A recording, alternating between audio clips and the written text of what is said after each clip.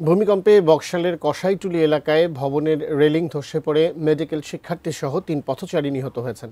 আহত হয়েছেন বেশ কয়েকজন। এছাড়া ভূমিকম্পে রাজধানীতে বেশ কিছু ভবন হেলে পড়েছে, আবার কিছু ভবনে ফাটল ধরেছে।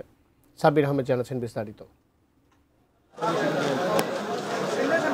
শুক্রবার সকাল 10টা 38 মিনিট 5.7 মাত্রার ভূমিকম্পে হঠাৎই কেঁপে ওঠে ঢাকা ও আশপাশের বেশ কয়েকটি জেলা।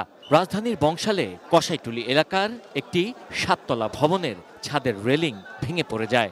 এতে নিচের মাংসের দোকানের ক্রেতা এবং পথচারীরা গুরুতর আহত হন। Sir Salimullah medical college and Mitford হাসপাতালে পাঠানোর পর তাদেরকে মৃত ঘোষণা করা হয়। বাস ছিল 50টার মতো বাস ছিল, সব বাস ডেবে গেছে। 3 জন স্পট ডেড ভ্যান গাড়ি করে নিয়ে যাচ্ছে, আর মহিলা একজন গুরুতর আহত। বিকট শব্দ হওয়ার পরে দেখলাম যেন ওইখানে ইট পড়ে একদম পুরা। নিহতরা হলেন স্যার সলিমুল্লাহ মেডিকেল কলেজের শিক্ষার্থী রাফিউল ইসলাম এবং পথচারী আব্দুর রহিম ও তার ছেলে মেহরাব হোসেন। ওখানে ছাদে যে রেলিং আছে, এই রেলিংটা খসে পড়ে ভূমিকম্পের কারণে নিচে যে পথচারী ছিল তাদের গায়ের উপর পড়ে। স্পটে 2 জন মারা যায় এবং একজনকে মেডিকেলের মিটফোর্টে নিয়ে 3 জন মারা গেছে। আরএফএল অডিটর, বাঁকা হয় না, ফাঁকা হয় না, আর ভাঙা এক কথায় অসম্ভব। স্থানীয়রা জানান এমন ভূমিকম্প তারা কখনো দেখেননি। প্রথমেই দেখলাম এরকম ভূমিকম্প, মানে আমারও ঝাঁকায় ফেলাইতেছে। যেভাবে একটা ঢেউ দিল, ঢেউর চড়ে একটা ঝাঁকি দিল, আমি বলছি আমার বিল্ডিংটা ভেঙে পড়েছে, মানুষ দৌড়ান চলে আছে। আমার 69 বছরে আমি এরকম দেখি নাই। আহত অন্তত 20 জনকে হাসপাতালে যেতে হয়েছে।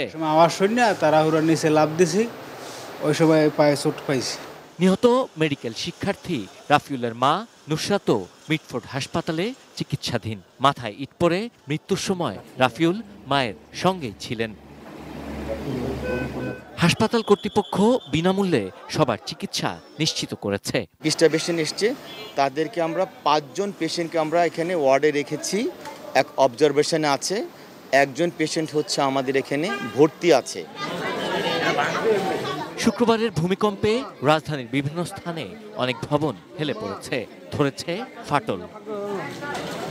Sabbir Ahmed, ATN news, Dhaka.